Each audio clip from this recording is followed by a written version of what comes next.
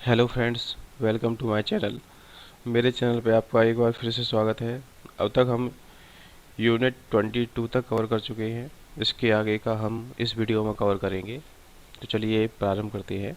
Unit 33 data communication network and EFT system, data संचार network और EFT प्रणालियाँ। Data communication consist of various data communication components. It has three basic components.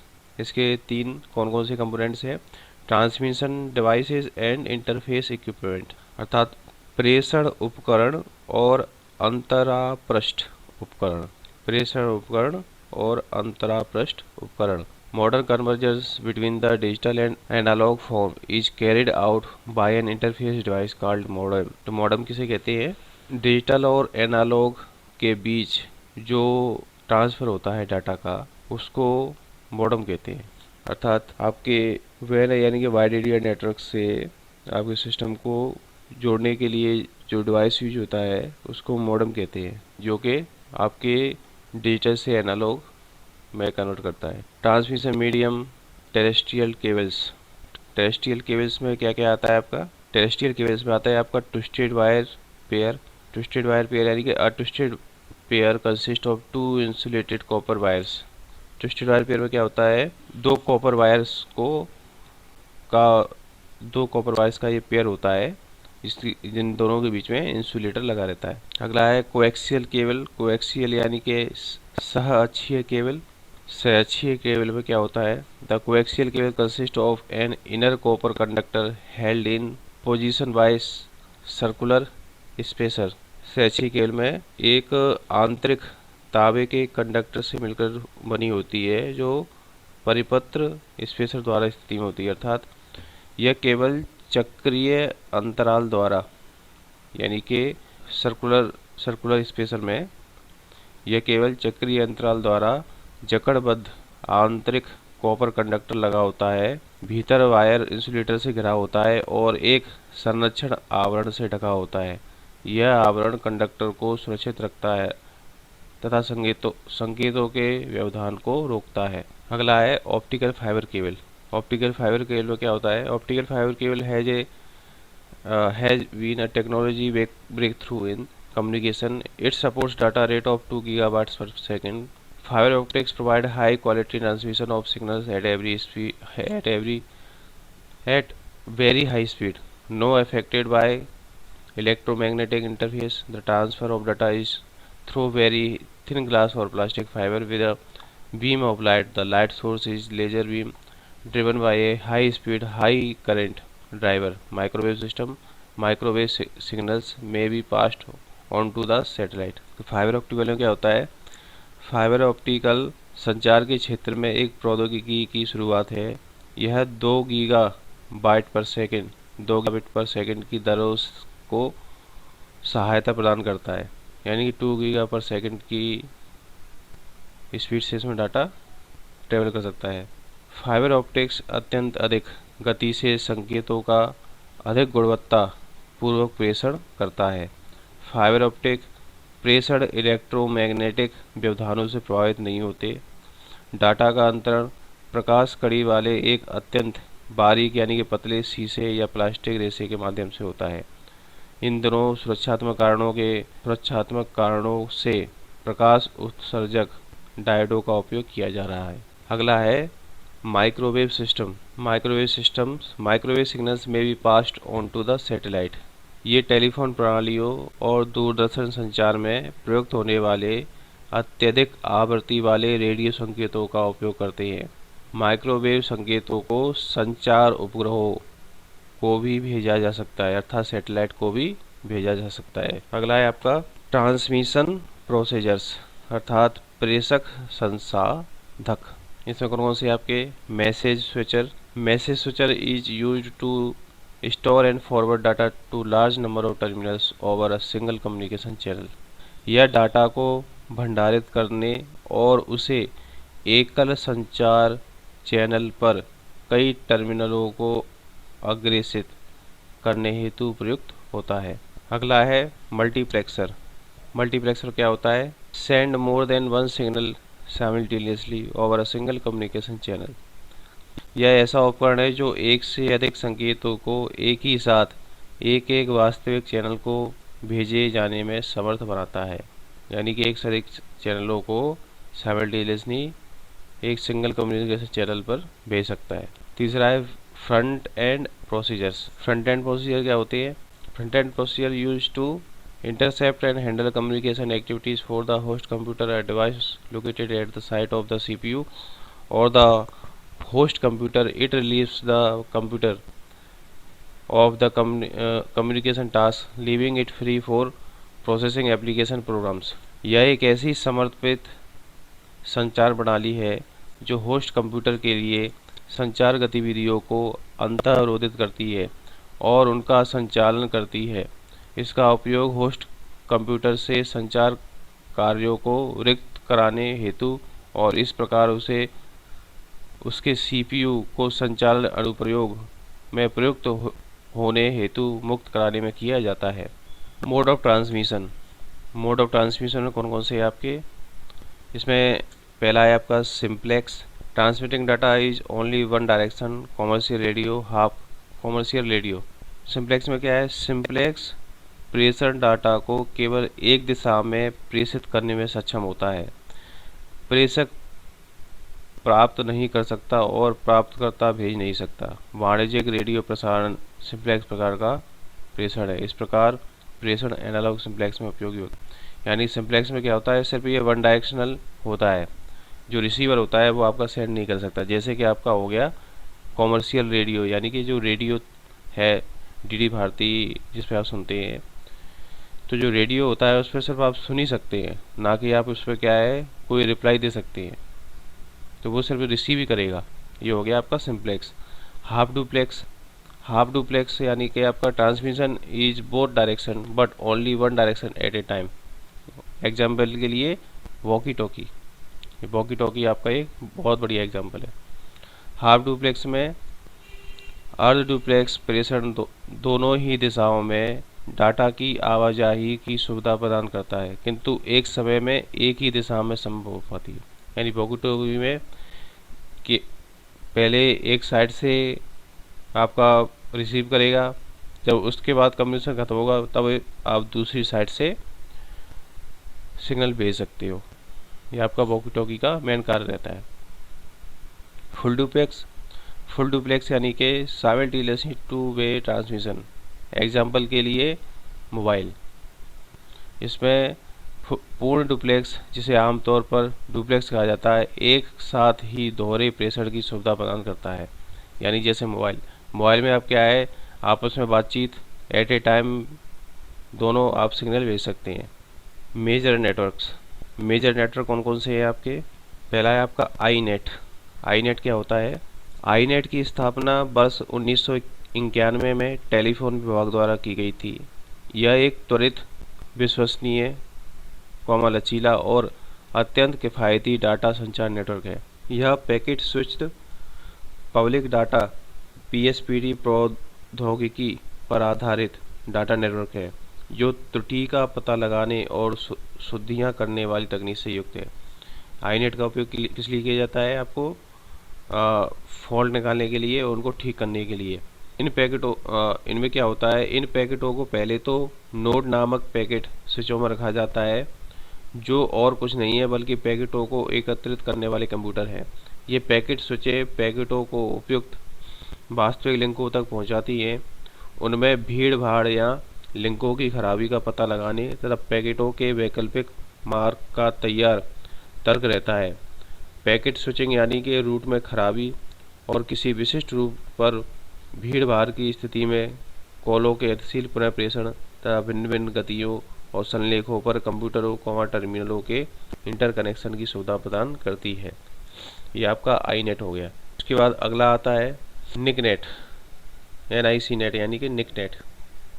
NICNET क्या है? निकनेट की स्थापना भारत सरकार ने एक संगठन राष्ट्रीय सूचना विज्ञान केंद्र NIC यानी कि निक द्वारा की गई। यह भारत का सबसे बड़ा व्यापक क्षेत्र नेटवर्क वैन नेटवर्क है। उपग्रह तक पहुंच तथा लगभग 2000 वीसेट की परिचालन सुविधा उपलब्ध कराने के लिए मास्टर स्थल केंद्र नई दिल्ली में बनाया गया है। इसका केंद्र कहाँ पर है? दिल्ली में, नई दिल्ली में। यद्यपि इसे मुख्यतः केंद्रीय राज्य सरकारों की संचार आवश्यकताएं पूरी करने हेतु स्थापित किया गया था, फिर भी भारतीय बैंकों को भी इंटरकनेक्टिविटी प्रदान की गई थी और ईमेल सेवाओं के लिए निकनेट का उपयोग कर रहे हैं। यह विधि आधार स्तंभों अर्थात पैकेट स्विच नेटवर्क को लैन और ISDN पर परिचालित करती है, जो हो गया आपका निकनेट। और इंडोनेट यानी कि इसकी स्थापना 1980 के दशक में CMC लिमिटेड द्वारा की गई थी। यह लगभग जो विषम जातीय हार्डवेयर कनेक्टिविटी में लचीलापन प्रदान करता है। इसमें डायल अप समर्पित VHF रेडियो लिंकों के माध्यम से पहुंचाया जा सकता है। यह आईनेट को भारत में अपेक्षाकृत व्यापक भौगोलिक विस्तार तथा अमेरिका के टेलीनेट, टाईनेट, सिंगापुर के टेलीपैक और जर्मनी के डैकेट जैसे अन्य अंतर्राष्ट्रीय नेटवर्कों को कनेक्टिविटी का प्रवेश द्वारा उपलब्ध करवाता है। ठीक है दोस्तों, तीनों में अंतर समझ में आ गया। आईनेट यानी कि आपका फॉल्ट पता करने के लिए किया जाता है, खराबी का पता करने के लिए। निकनेट आपका क्या है? सेंट्रल और राज्य सरकारों के बीच मेल वगैरह जो आपके कम्युनिकेशन होता है उसके लिए ये किया जाता है। इंडोनेट यानी कि आपके इंडिया को क्या है, अन्य देशों के नेटवर्क से जोड़ना हो। सिंगापुर, जर्मनी, अमेरिका, उनके साथ कम्युनिकेशन करने के लिए किया जाता है। Emerging trends in communication network for banking कौन से? RBI VSAT network. 1980 के दशक में जब आंतरिक बैंक और अंतर बैंक संचार के लिए सूचना प्रौद्योगिकी की मांग बढ़ने लगी, तब भारतीय रिजर्व बैंक ने 1991 में बैंक नेट की स्थापना की। यह पैकेट स्विच आधारित नेटवर्क है। RBI नेट जो एक संचार सॉफ्टवेयर है, इसमें end to end encryption, audit trail आदि जैसी सुरक्षा विशिष्टताएं भी होती है। तो RBI नेट का उपयोग किस लिए किया जाता है? ये होता है बैंकिंग प्रचालन व विकास विभाग को वाणिज्यिक बैंकों के डाटा लेना और उनका समेकन कर क्षेत्रीय कार्यालयों के बैंकिंग प्रचालन व विकास से केंद्रीय बैंक प्रचालन व विकास विभाग को भेजना। महत्वपूर्ण वित्तीय मुद्दों के सार को दैनिक समाचार हेतु प्रेस संबंध प्रभाग बनाना और साप्ताहिक आधार पर आर्थिक समीक्षा विभाग एवं मैक्रो इकोनॉमिक नीति पर संदेश देना, या आपका RBI VSAT नेटवर्क के द्वारा किया जाता है। अगला है इंटरनेट आपका the connection of the host computer of the IFC is established through the interface protocol software using the following protocol. Internet आपका ISP बेस्ड होस्ट कंप्यूटर का कनेक्शन इंटरफेस प्रोटोकॉल सॉफ्टवेयर के माध्यम से स्थापित किया जाता है।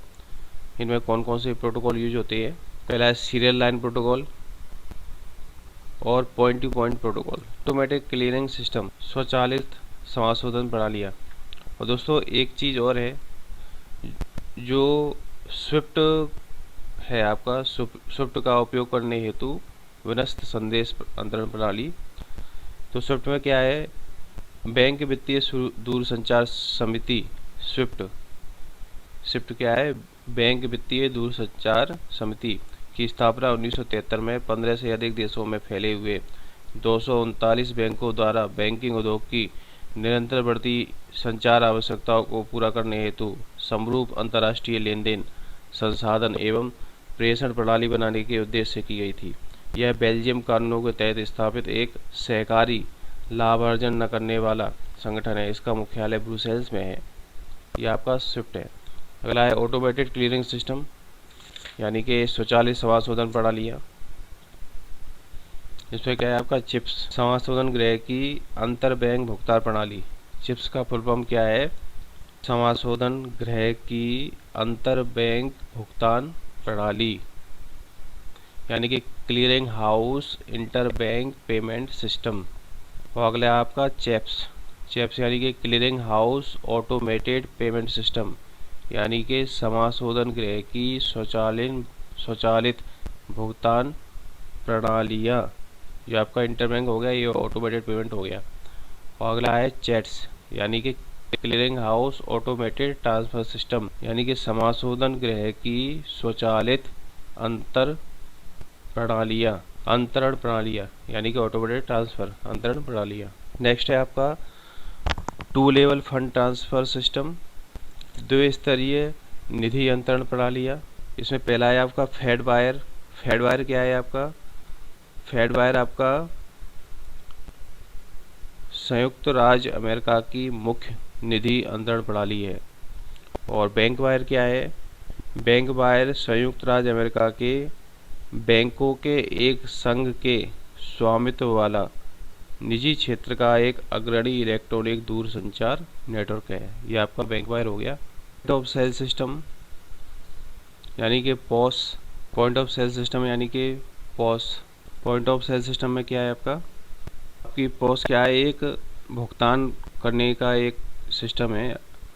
इसमें क्या होता है आपका जो पॉस मशीन रहती है आपकी, जिसमें आप कार्ड स्वैप करते हैं, उसमें पॉस में खुदरा विक्रेताओं का टर्मिनल बैंक से के नेटवर्क से सीधा जुड़ा होता है और लेन देनों की सूचना ऑनलाइन दी जाती है।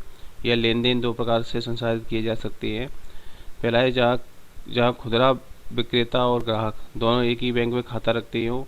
पहले पिन सत्यापित की जाती है जो कार्ड की चुंबकीय पट्टी पर भंडारित होती है और प्रेषण को बैंक के कंप्यूटर को भेज दिया जाता है। इस बात का ध्यान रखता है कि निधि पर्याप्त है या नहीं, फिर लेन देन संसाधित किया जाता है। और इसका दूसरा है जब भिन्न भिन्न वित्तीय संस्थाएं पॉस नेटवर्क में साझेदारी करती हैं तो लेन देन पहले एक स्विचिंग केंद्र को जाता है जो उसे उपयुक्त बैंक को भेजता है और सूचना संसाधित की जाती है। यानी कि पॉस मशीनें, जैसे मान लीजिए आप किसी व्यापारी के पास गए, उससे कुछ परचेज किया, आपने कार्ड के थ्रू पेमेंट करना चाहते हैं तो आप पॉस मशीन से कार्ड स्वैप करेंगे। अगर आपके व्यापारी और आपका दोनों का खाता एक ही बैंक में है तो वो सीधे आपके बैंक से ये देखते हुए कि आपके उसमें सफिशिएंट फंड है कि नहीं, और आपका पिन डाल करके पैसा ट्रांसफ़र हो जाता है। लेकिन अगर आपका अकाउंट किसी और बैंक में है और जो व्यापारी है उसका बैंक किसी दूसरे बैंक में अकाउंट है, तो क्या है वो डाटा एक केंद्रीय स्विच पे जाएगा, एक स्विचिंग केंद्र पे जाएगा। उसके बाद क्या है जो उपयुक्त बैंक होगी उसको डाटा भेजा जाएगा। ये आपका पॉस मशीन का वर्किंग प्रोसीजर है। Point of sale systems. अगला है national electronic fund transfer NEFT। NEFT जिसकी लिमिट आपकी 2 लाख तक की होती है। National electronic fund transfer NEFT में आपका क्या क्या रहता है कि आपका amount, there is no minimum और maximum amount to be remitted. Normally दोस्तों क्या करते हैं, जैसे अगर आप 2 लाख तक कर रहे हैं तो आपका नेफ्ट कराते हैं और 2 लाख से ऊपर के लिए आप RTGS कराते हैं। लेकिन जो नेफ्ट होता है उसकी भी आपकी कोई ऊपर की कोई सीमा नहीं है। देयर इज नो मिनिमम और maximum amount to be remitted, यानी कि इसकी मिनिमम और मैक्सिमम की कोई सीमा नहीं है। बैचेज, कितने बैचेज में ये सेटलमेंट होता है? The settlement of transaction is in batches. Normally the beneficiary should get credit with in 2 hours from the time of completion of batch that is on B+2 basis on the same day. यानी कि हर 2 घंटे में इसका एक batch process होता है। तो आपने जब ट्रांसमिशन किया है तो उसके 2 घंटे के बाद आपका अमाउंट ट्रांसफ़र हो जाता है। अगला है processing charges, service charges. Process charge में क्या है आपका up to 10,000 maximum rupees 2.5 up to 1 lakh, maximum rupees 5 more than 1 lakh to 2 lakh, rupees 15 more than 2 lakh, maximum rupees 25 service tax extra. ये इसके चार्जेज हैं। Update yourself with latest charges. जो इस समय अपडेट हो गए हैं उनको आप ऑनलाइन जाकर के देख सकते हैं। अगला है difference between IFS code and MICR। MICR और IFS कोड में क्या अंतर है? और दोस्तों नेफ्ट के अलावा क्या है, 2 चीज़ और हैं आपका RTGS यानी कि रियल टाइम ग्रॉस पेमेंट, जिसमें RTGS मुक्त चरण सभी सामान लेन देन स्वीकृत और संसाधित किए जाते हैं। इसमें आपका रियल टाइम में सेटलमेंट होता है। इसमें आप जब भी प्रोसेस करेंगे आपका तुरंत आपका अमाउंट ट्रांसफ़र हो जाता है।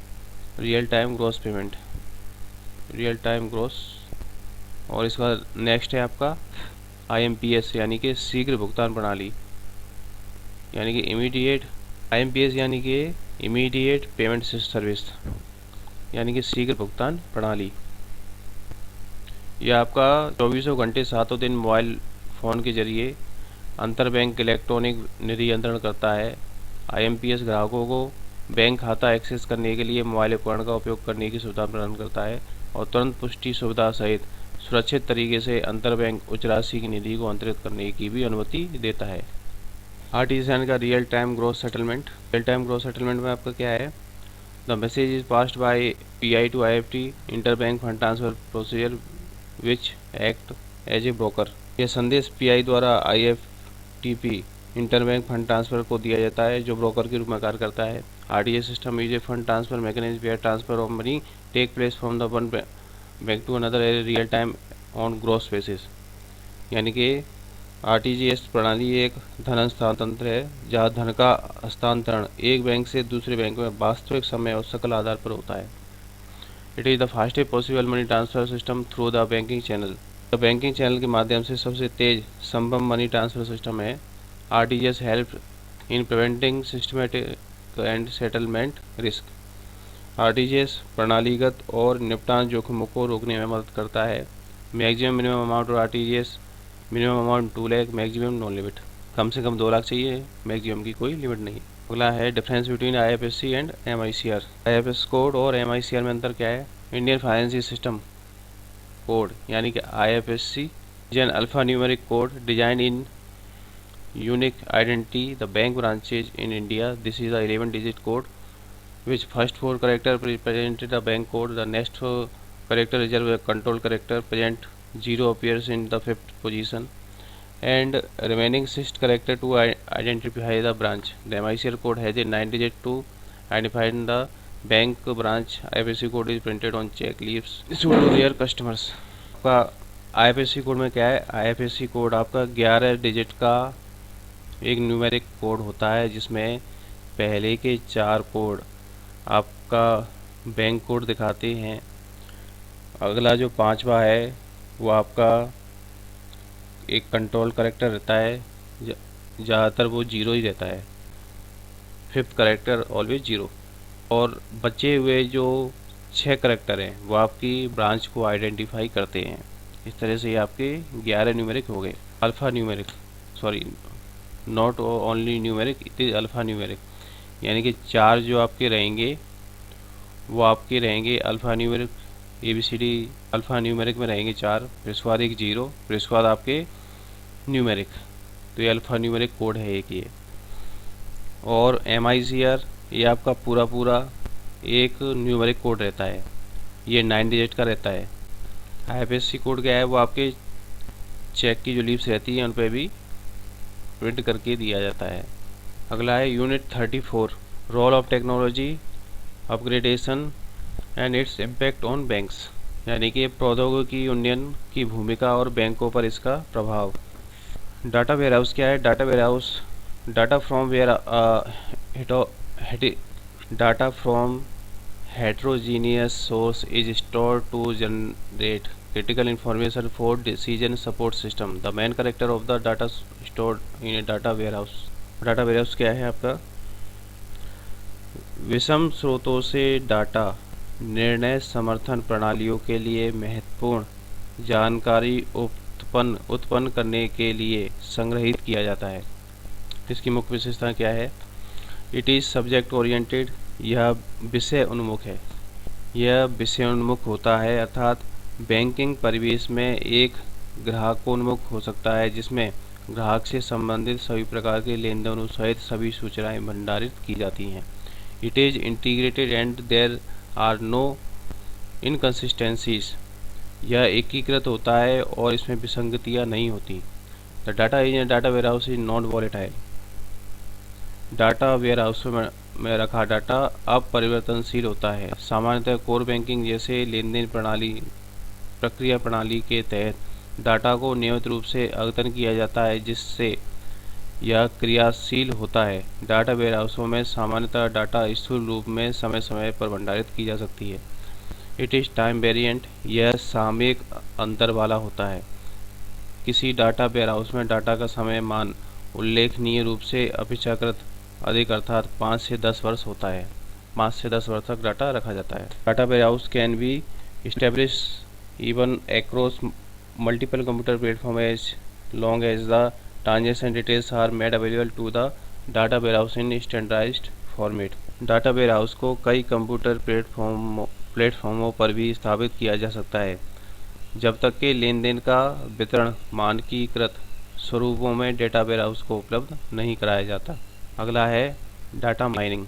Data mining is a technique to reveal the strategic information hidden in data warehouses. It helps in exposing the pattern they are critical to business and provide an advantage through insight and knowledge of.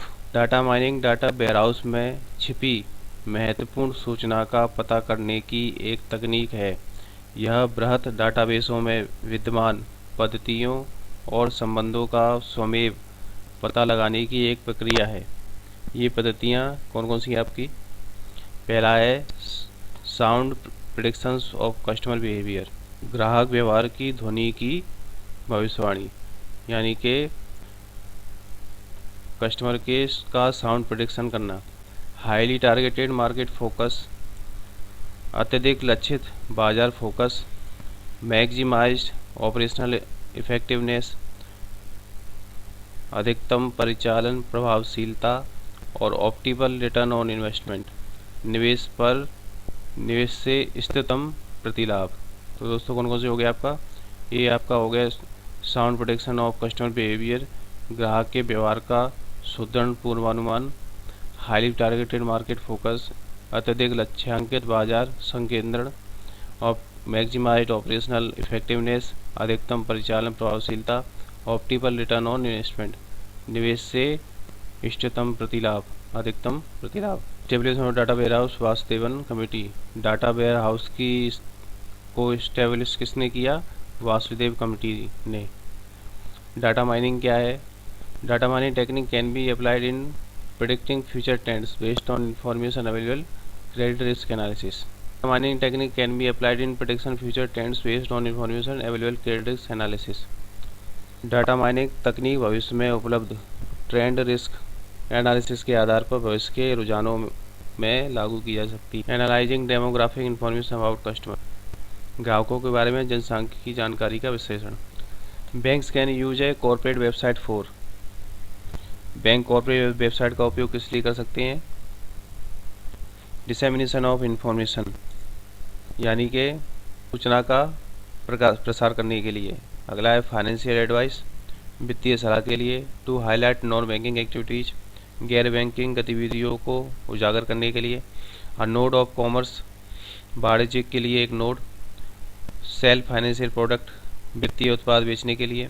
Gateway to the internet, internet का प्रवेश gateway पाने के लिए। Account services, खाता सेवाएं आदि के लिए उपयोग कर सकती हैं। नेक्स्ट है यूनिट 35 सिक्योरिटी कंसिडरेशन, अर्थात सुरक्षात्मक विचार।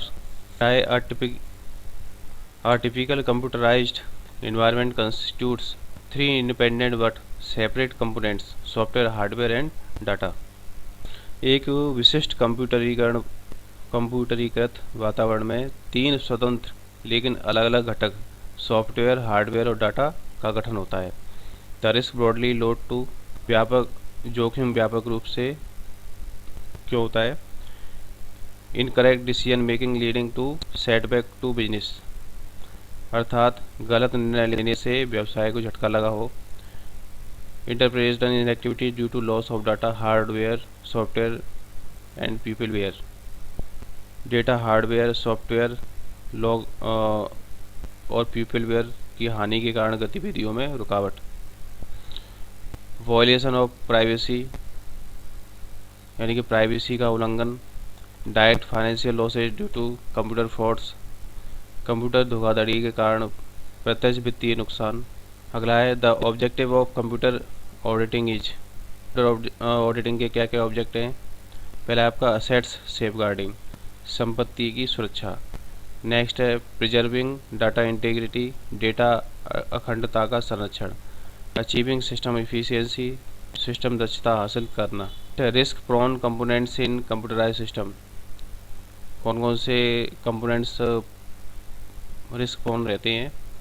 Errors and omission in data and software, data और सॉफ्टवेयर में त्रुटियां और चूक। Unauthorized disclosure of confidential information, गोपनीय जानकारी का अनधिकृत खुलासा, और computerize abuse and misutilization of bank assets, computer का दुरुपयोग और बैंकों की संपत्ति का गलत उपयोग।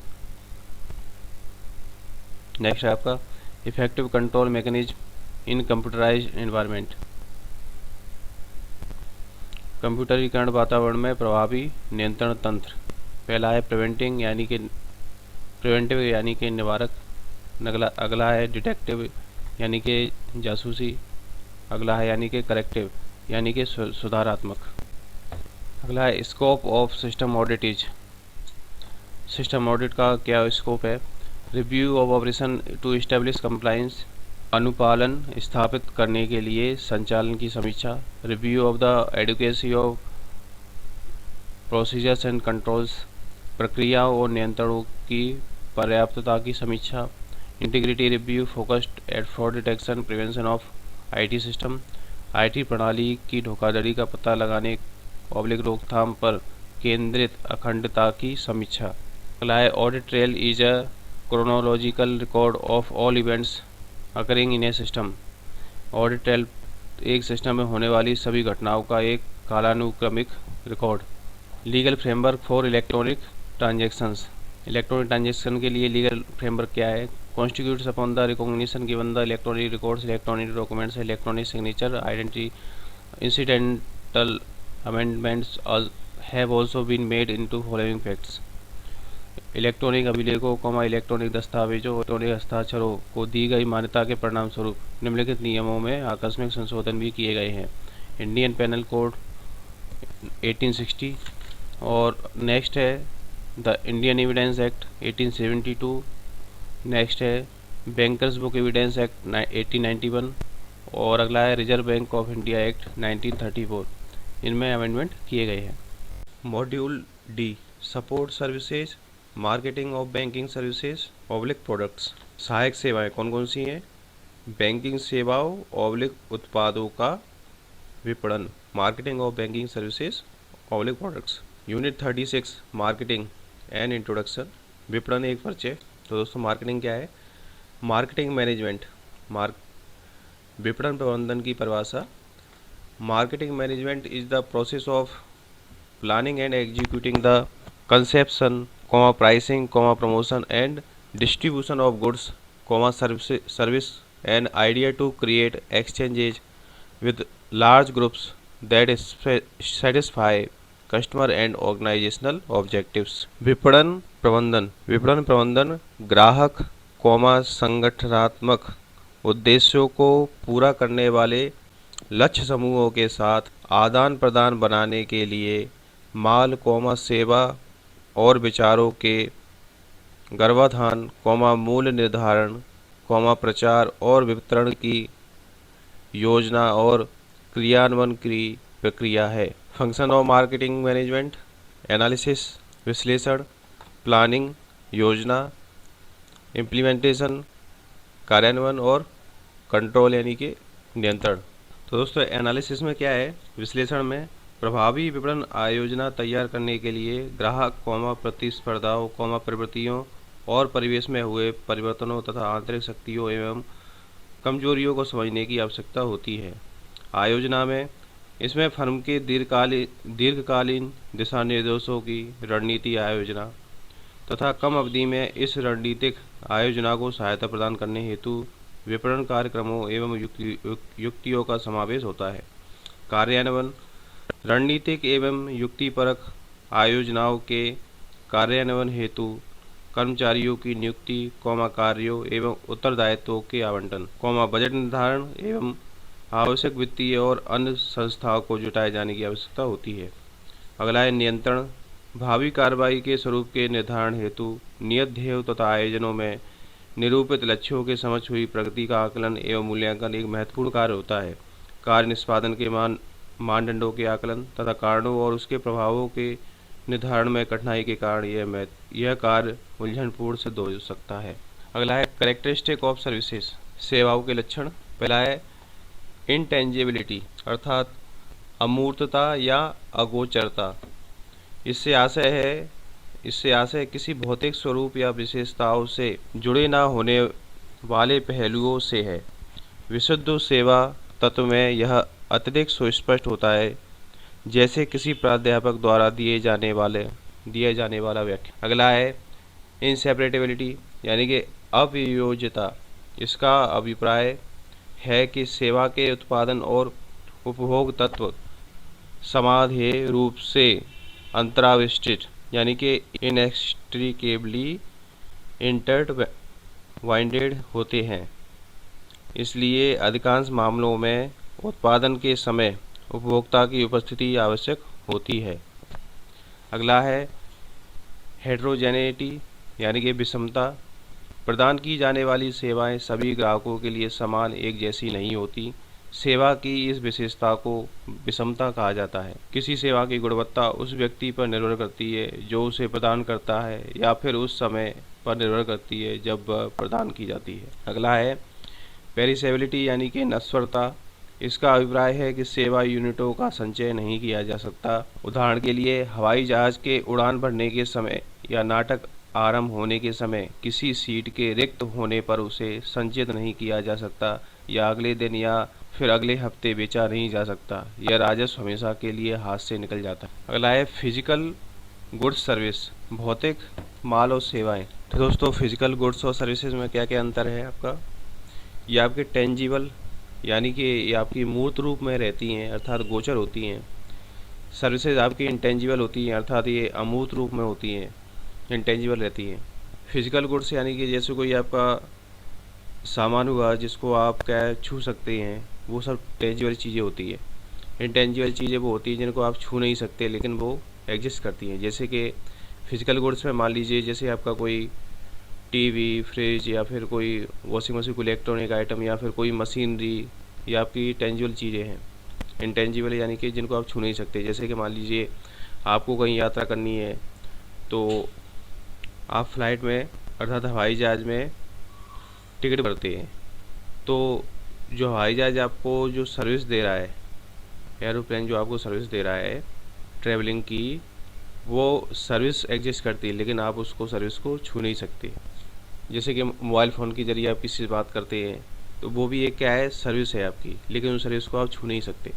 और फिजिकल गुड्स में क्या है, फिजिकल गुड्स ये होमोजीनियस है यानी कि समरूप में रहती हैं, यानी कि एक ही रूप में रहती हैं। इनमें कोई परिवर्तन, स्वरूप में कोई परिवर्तन नहीं होता जिस रूप में इनको बना दिया जाता है।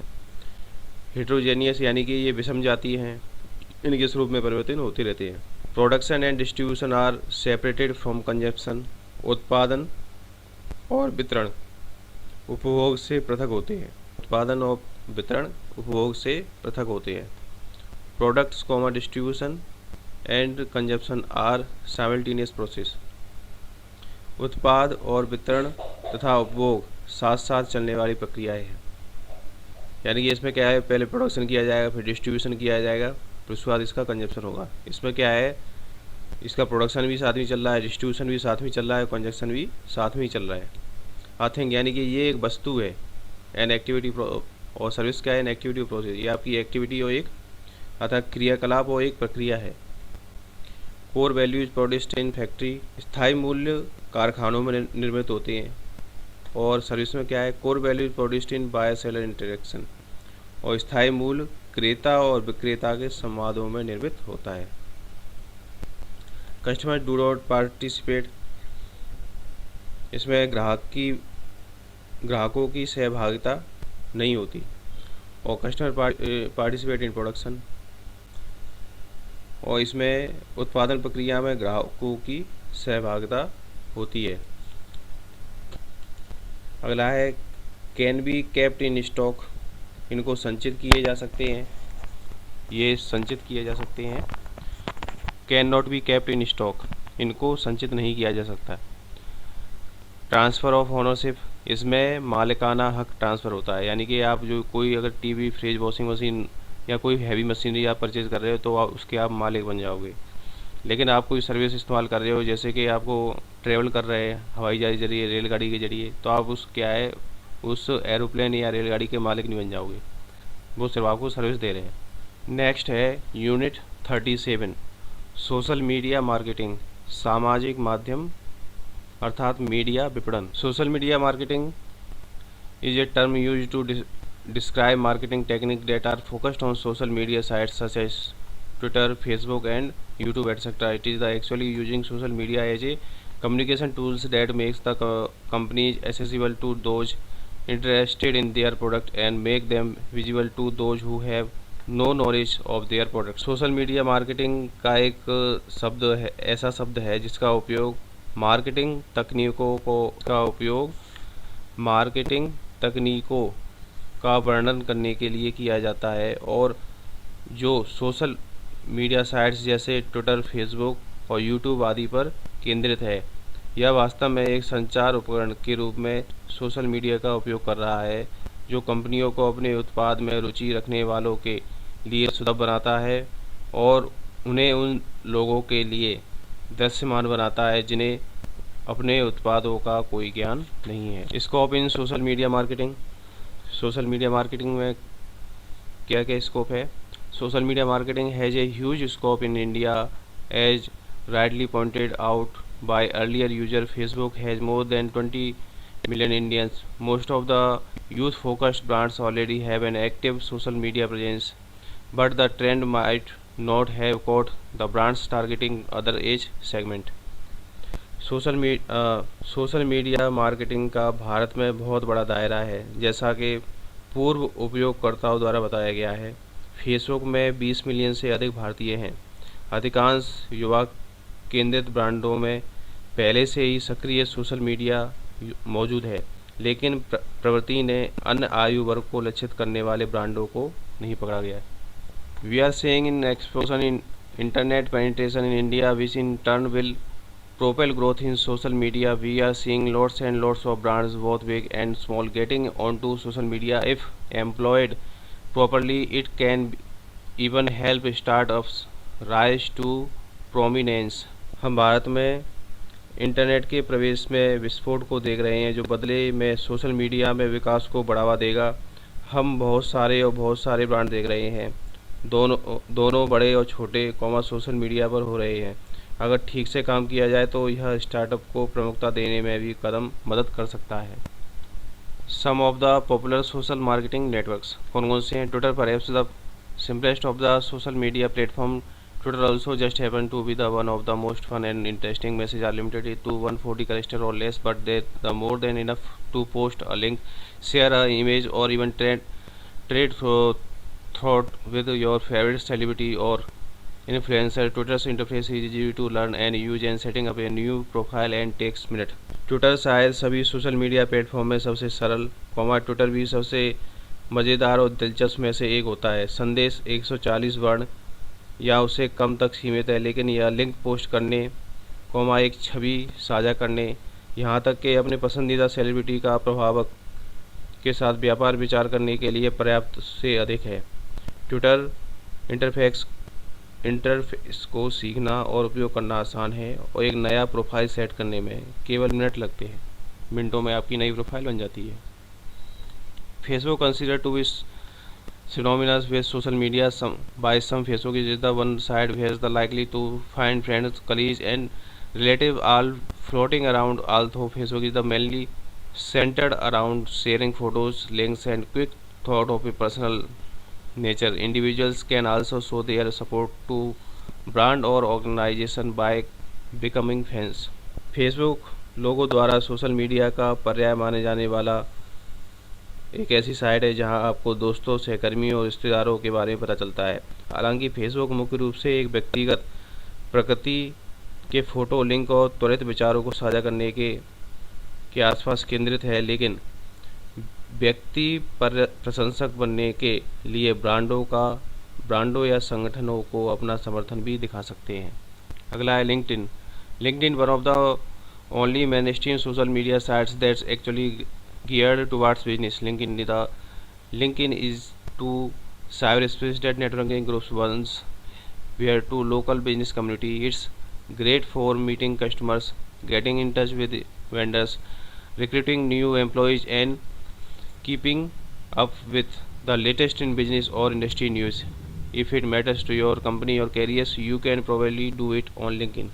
LinkedIn केवल मुख्य धारा के सोशल मीडिया साइट्सों में से एक है जो वास्तव में व्यापार की ओर अग्रसर है। लिंक्डइन साइबर स्पेस के लिए जो एक बार स्थानीय व्यापार समुदायों के लिए नेटवर्क समूह थे, यह ग्राहकों से मिलने, विक्रेताओं के संपर्क में रहने, नए कर्मचारियों की भर्ती करने, व्यापार या उद्योग समाचार में नवीनतम को बनाए रखने के लिए बहुत अच्छा है। यदि यह आपकी कंपनी या कैरियर के लिए मायने रखता है तो आप इसे लिंक इन पर कर सकते हैं। नेक्स्ट है Xing, another professional networking and requirement sites. Zing has to a global presence as focus the LinkedIn lacks, although it can be mistaken for a job search portal. The site actually has a number of features and communities that makes it easy to develop relationship with suppliers, colleagues and even through leaders within industry. जिंग एक अन्य पेशेवर network और भर्ती site, जिंग की वैश्विक उपस्थिति और ध्यान केंद्रित है कि लिंक्डइन की जो कमी है उस पर आपको मेनली फोकस किया गया है। यद्यपि यह एक नौकरी खोज पोर्टल के लिए गलत हो सकता है, साइट्स में वास्तव में कोई विशेषताएं और समुदाय हैं जो उद्योग के भीतर आपूर्तिकर्ताओं, सहकर्मियों, यहाँ तक के नेताओं के साथ संबंधित विकसित करना आसान बनाते हैं। Google plus, social media's big and up and comer has really arrived over the past few years. The combining the best Facebook and Twitter into one site, the backing it by the power of the world's largest search engine, Google has given user a social site that has a little something for everyone. You can add new content, highlights, topics with hashtags, and even separate contacts into circles. And a Google Plus file only take a minute to get set up. Google plus पिछले कुछ वर्षों में social media के बड़े बड़े कलाकार आ चुके हैं, फेसबुक और ट्विटर के सर्वश्रेष्ठ को साइट्स में जोड़कर और इसे दुनिया के सबसे बड़े सर्च इंजन की शक्ति से जोड़कर गूगल ने उपयोगकर्ताओं को एक ऐसी सोशल साइट दी है जिसमें सभी के लिए कुछ ना कुछ है। आप नई सामग्री जोड़ सकते हैं, हैशटैग के साथ विषयों को हाईलाइट कर सकते हैं और यहाँ तक के संपर्कों को मंडलियों में अलग कर सकते हैं और एक गूगल प्लस प्रोफाइल को सेट करने में कुछ मिनट लगते हैं। नेक्स्ट है Pinterest, serving as a giant virtual idea and inspirational board. Pinterest has made a huge impact on social media in last few years, especially popular with women and do-it-yourself crowd. It lets you share pictures, creative thoughts, or especially before and after pictures to project that others can pin, save और duplicate. Pinterest एक विशाल आभासी विचार और प्रेरणा बोध के रूप में काम करते हुए पिंटरेस्ट ने पिछले कुछ वर्षों में सोशल मीडिया पर एक बहुत बड़ा प्रभाव डाला है, विशेष रूप से महिलाओं और डू इट ही क्राउड के साथ लोकप्रिय है। ये आपको चित्रों, रचनात्मक विचारों या विशेष रूप से पहले और बाद की परियोजनाओं की तस्वीरों को साझा करने देता है जो दूसरों को पिन, सेव या डुप्लीकेट कर सकते हैं। YouTube as a video sharing service, YouTube has become a popular that its catalogue of billions of videos has become known as the world's second largest search engine in some circles. The site has everything from first person product review, the promotion and clips, how to instruction और virtually any topic और discipline. User have the ability to share, rate and comment on what they C. Video साझाकरण सेवा के रूप में YouTube इतना लोकप्रिय हो गया है कि अरबों और अरबों वीडियो की उसकी सूची कुछ दुनिया का दूसरा सबसे बड़ा खोज इंजन बन गया है। साइट प्रचार क्लिप करने के लिए पहले व्यक्ति, उत्पाद समीक्षाएं और हाउ टू के सब कुछ वास्तव में किसी भी विषय या अनुशासन पर दो अनुदेश हैं। उपयोगकर्ता जो देखते हैं, उसे साझा करने, रेट करने और टिप्पणी करने की क्षमता रखते हैं। Instagram, if you are looking for a quick convenient connection between the camera features of your smartphone and social profiles, then Instagram is the answer. Not only will allow you to share via Twitter, Facebook and Instagram website, you can choose from a variety of photo filter and invite friends to comment on your photo और ideas. Instagram, यदि आप अपने smartphone पर camera सुविधा और अपने सभी सामाजिक प्रोफाइल के बीच एक त्वरित, सुविधाजनक कनेक्शन की तलाश कर रहे हैं तो इंस्टाग्राम इसका जवाब है। न केवल आपको ट्विटर फेसबुक और इंस्टाग्राम वेबसाइट के माध्यम से साझा करने की अनुमति देगा। आप विभिन्न प्रकार के फ़ोटो फिल्टर से चुन सकते हैं और दोस्तों को अपनी तस्वीरों या विचारों पर टिप्पणी करने के लिए आमंत्रित कर सकते हैं। Banks in India and social media marketing. Bharat में बैंक और social media marketing. Indian banking study has shown as the tremendous growth on social media platforms like Facebook, Twitter, YouTube. The banking sector in India has proven that it's not just about opening saving bank accounts, credit cards, investment, wealth management, mutual funds, insurance, and so on. With the increasing growth in the social media in India, banks have understood that likes, tweets, shares do matter to engage with the young generation. भारतीय banking उद्योग ने Facebook, Twitter, YouTube आदि जैसे social media प्लेटफॉर्मों पर ज़बरदस्त वृद्धि दिखाई है। भारत में बैंकिंग क्षेत्र में यह साबित कर दिया है कि इसकी बचत बैंक खाते, क्रेडिट खाते, निवेश, धन प्रबंधन, म्यूचुअल फंड, बीमा और जल्द ही भारत में सोशल मीडिया में बढ़ती वृद्धि के साथ बैंकों ने समझा है कि युवा पीढ़ी के साथ जुड़ने के लिए पसंद ट्वीट शेयर मायने रखते हैं। With a more globalized approach and increasing competition, banks have increased their marketing budgets and social media in one of the major portion of it. There are banks that have seen using social platforms and another customer care, using them to showcase their thought leadership, using them to launch new products, endorsing celebrities and many more. अधिक वैश्विक दृष्टिकोण और बढ़ती प्रतिस्पर्धा के साथ बैंकों ने अपने मार्केटिंग बजट में वृद्धि की है और सोशल मीडिया इसका एक प्रमुख हिस्सा है। इसे बैंक है जिनमें सोशल प्लेटफॉर्म का उपयोग करते हुए एक अन्य ग्राहक सेवा के रूप में देखता है। इनका उपयोग उनके विचार नेतृत्व का प्रदर्शन करने के लिए, उन्हें नए उत्पादों को लॉन्च करने के लिए, मशहूर हस्तियों का समर्थन करने के लिए और भी बहुत कुछ किया है। Social media is being used by businesses to discuss product and services. Consumers like to use services which not only tell them about themselves but also listen to them. A few private banks like ICICI and HDFC have begun to understand this shift and have started to engaging rather than selling, but majority of the bank in India still have a long way to go. उत्पाद और सेवाओं पर चर्चा के लिए व्यवसायों द्वारा social media का उपयोग किया जा रहा है। उत्पादों इसी सेवाओं का उपयोग करना पसंद है जो न केवल उन्हें अपने बारे में बताती है बल्कि अपनी बात भी सुनाती है। ICICI और HDFC जैसे कुछ निजी बैंक हैं इस बदलाव को शुरू करने और समझने के लिए, सेल करने के लिए, लेकिन भारत में बैंकों के बहुमत अभी भी एक लंबा रास्ता तय करना है और उन्होंने ये शुरू कर दिया है। तो फ्रेंड, यूनिट 37 तक हम कवर कर चुके हैं। इसके आगे का हम नेक्स्ट वीडियो में कवर करेंगे। So thanks for watching.